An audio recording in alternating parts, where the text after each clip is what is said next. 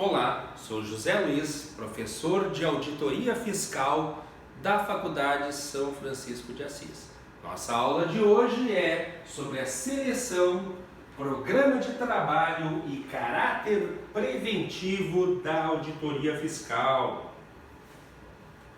Em relação à seleção e ao programa de trabalho da auditoria, a indicação da efetividade dos controles internos por intermédio de testes procedimentais é o passo seguinte de determinação dos procedimentos de auditoria a serem aplicados para a obtenção da razoabilidade das operações e seus reflexos nas declarações de tributos e nas demonstrações contábeis.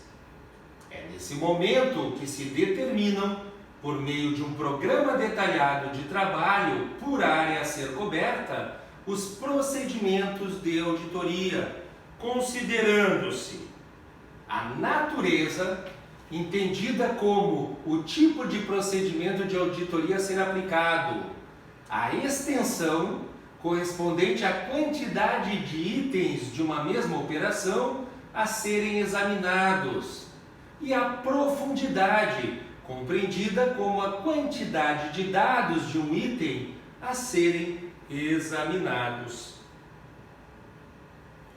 A aplicação dos procedimentos precisa levar em conta o processo de validação das provas, que depende da fonte e da forma de obtenção dessa prova.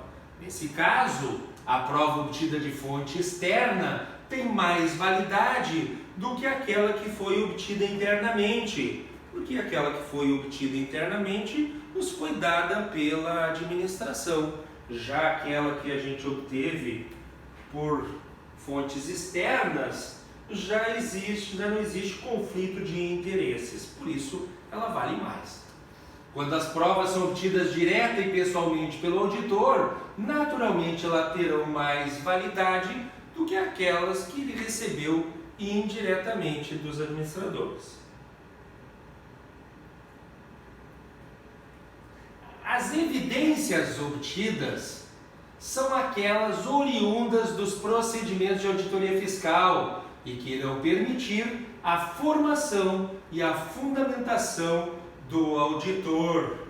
Tais trabalhos necessitam ser claramente expostos e registrados nos papéis de trabalho, que irão então se constituírem em elementos de prova e de conclusão, do auditor. Em relação ao caráter preventivo da auditoria fiscal, é importante destacar que, ao realizarem seus exames, os auditores devem estar conscientes sobre a possibilidade de existirem fraudes ou erros nos registros que eles estão examinando. Portanto, devem examinar com acurado zelo profissional os meios usados para proteger o patrimônio contra os diversos tipos de danos decorrentes de roubo, de fraudes, de atividades ilegais ou atentatórias a esse patrimônio, bem como devem levar em consideração a sua segurança contra o mau uso, intempérie, incêndios e qualquer outra situação similar.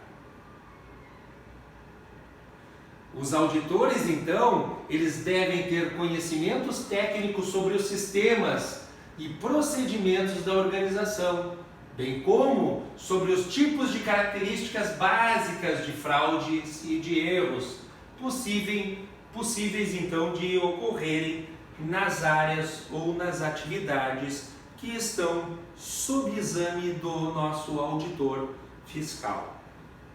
Os auditores fiscais devem ser capazes ainda de identificar indícios de possíveis ocorrências de fraudes ou riscos de atos atentatórios. Aqui incluídos, então, os erros relacionados às práticas adotadas na área fiscal pela empresa.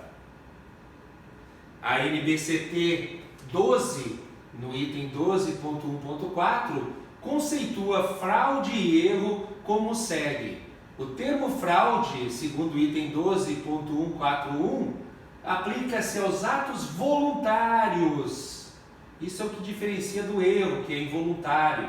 Atos voluntários de omissão e manipulação de transações e operações, adulteração de documentos, registros, relatórios e demonstrações contábeis, tanto em termos físicos quanto em termos monetários. Já o termo erro, segundo o item 12.1.4.2, aplica-se aos atos involuntários de omissão, desatenção, desconhecimento ou má interpretação dos fatos, na elaboração e nos registros e nas demonstrações contábeis, bem como de transações e operações da entidade, tanto em termos físicos quanto em termos monetários. Então a fraude é um ato voluntário, enquanto que o erro é um ato involuntário do sujeito. A prevenção desses riscos compreende as medidas tomadas pela administração por meio de um sistema contábil adequado e um controle interno eficaz, a fim de desencorajar a perpetração da fraude, e limitar a sua possibilidade de ocorrência. A adoção de controles internos que previnam a ocorrência de fraudes contra o patrimônio ou que permitam detectá-la quando ocorrem é de responsabilidade tanto gerencial quanto da direção ou diretiva. A constatação da existência de fraudes contra o patrimônio, então, é responsabilidade da administração, mediante a estrutura de controles que foi por ela determinada. Essa foi a nossa aula de hoje. Obrigado a todos e até a nossa próxima aula.